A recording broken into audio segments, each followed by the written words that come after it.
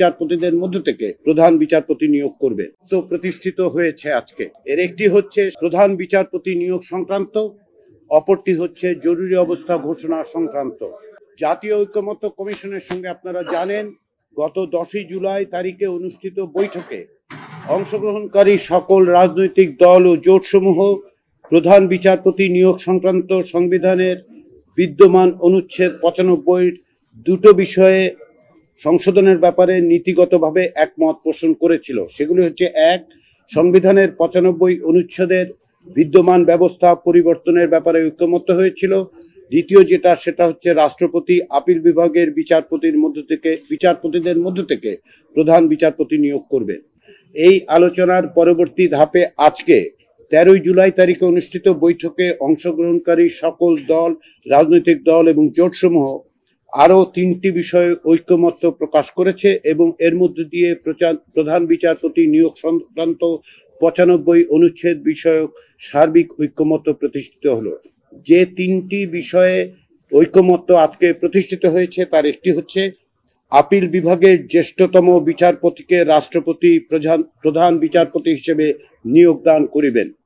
4 নম্বর, যেটা অবশ্য কোনো রাজনৈতিক দল বা জোট তাদের নির্বাচনী ইশতেহারে উল্লেখপূর্বক যদি জনগণের ম্যান্ডেট লাভ করে তবে তাহারা সংবিধানে আপিল বিভাগের জ্যেষ্ঠতম 2 জন বিচারপতির মধ্যে হইতে যে কোনো একজনকে রাষ্ট্রপতি প্রধান বিচারপতি নিয়োগ দান করিবেন এমন বিধান সংযোজন করতে পারিবেন। সর্বশেষ 5ম, তবে শর্ত থাকে যে অসদাচর বা অসামর্থ্যের অভিযোগের কারণে সংবিধানের 96 অনুচ্ছেদের অধীন কোনো বিচারপতির বিরুদ্ধে তদন্ত প্রক্রিয়া চলমান থাকিলে তাহাকে প্রধান বিচারপতি হিসেবে নিয়োগের জন্য বিবেচনা করা যাইবে না। 95 অনুচ্ছেদের ব্যাপারে কি ধরনের সংশোধন হবে সে বিষয়ে রাজনৈতিক ঐকমত্য প্রতিষ্ঠিত হয়েছে এবং এর মধ্য দিয়ে এখন যে বিদ্যমান ব্যবস্থা আছে তা ভবিষ্যতে পরিবর্তিত হবে বলে আমরা মনে করি। দ্বিতীয় বিষয় সেটা হচ্ছে জরুরি অবস্থা ঘোষণা। এ বিষয়ে ঐকমত্য প্রতিষ্ঠিত হয়েছে। আমরা এ বিষয়ে 7 জুলাই প্রথম আলোচনা করেছিলাম এবং সে সময় অংশগ্রহণকারী সব দল, রাজনৈতিক দল এবং জোটগুলো জরুরি অবস্থা ঘোষণা সংক্রান্ত 141 ক অনুচ্ছেদের দুটো বিষয়ে পরিবর্তনের ব্যাপারে একমত হয়েছিল, ঐকমত্য হয়েছিল।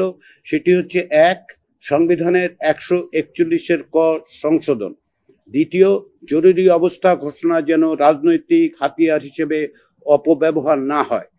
এরপরে আজকে যে আলোচনা হয়েছে সেখানে রাজনৈতিক দল এবং জোটগুলো যে বিষয়ে ঐকমত্যে উপনীত হয়েছেন সেটা হচ্ছে সংবিধানের বিদ্যমান অনুচ্ছেদ 141 ক এ যুক্ত করা হবে 3টি বিষয়। 1, বিদ্যমান অনুচ্ছেদ 141 ক সংশোধনের সময় অভ্যন্তরীণ গোলযোগের শব্দগুলির পরিবর্তে রাষ্ট্রীয় স্বাধীনতা, সার্বভৌমত্ব, রাষ্ট্রীয় অখণ্ডতার প্রতি হুমকি বা মহামারী বা প্রাকৃতিক দুর্যোগ শব্দগুলো প্রতিস্থাপিত হবে। 2, জরুরি অবস্থা ঘোষণার জন্য প্রধানমন্ত্রীর প্রতি স্বাক্ষরের পরিবর্তে মন্ত্রিসভার অনুমোদনের বিধান যুক্ত করে নিম্নোক্ত বিধান করা জন্য ঐকমত্য হয়েছে। সেটি হচ্ছে: জরুরি অবস্থা ঘোষণা সম্পর্কিত মন্ত্রিসভা বৈঠকে বিরোধী দলীয় নেতা অথবা তার অনুপস্থিতিতে বিরোধী দলীয় উপনেতাকে অন্তর্ভুক্ত করা হবে।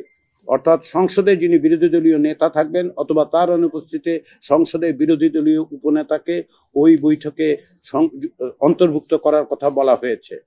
3 নম্বর, জরুরি অবস্থাকালীন সময়ে নাগরিকের 2টি অধিকার অলঙ্ঘনীয় করার লক্ষ্যে নিম্নোক্ত বিধান করার কথা বলা হয়েছে। এর একটি হচ্ছে অনুচ্ছেদ 47 ক বিধান সাপেক্ষে কোনো নাগরিকের জীবনের অধিকার অর্থাৎ রাইট টু লাইফ এবং খ, বিচার ও দণ্ড সম্পর্কে বিদ্যমান সংবিধানের 35 অনুচ্ছেদে বর্ণিত মৌলিক অধিকার সমূহ খর্ব করা যাবে না। অর্থাৎ এখন 141 ক সংশোধনীর ব্যাপারে রাজনৈতিক দলগুলো বড় রকমের ঐকমত্যে উপস্থিত হয়েছে। এটা পরিবর্তন করা হবে। নাগরিকদের অন্তত পক্ষে 2টো অধিকার অলঙ্ঘনীয় করা হয়েছে। শুধুমাত্র প্রধানমন্ত্রীর পরিবর্তে মন্ত্রিসভার প্রতি স্বাক্ষরের ব্যবস্থা, অনুমোদনের ব্যবস্থা করা হয়েছে যাতে সংসদে বিরোধী দলীয় নেতা বা তার অনুপস্থিতিতে উপনেতা উপস্থিত থাকবেন।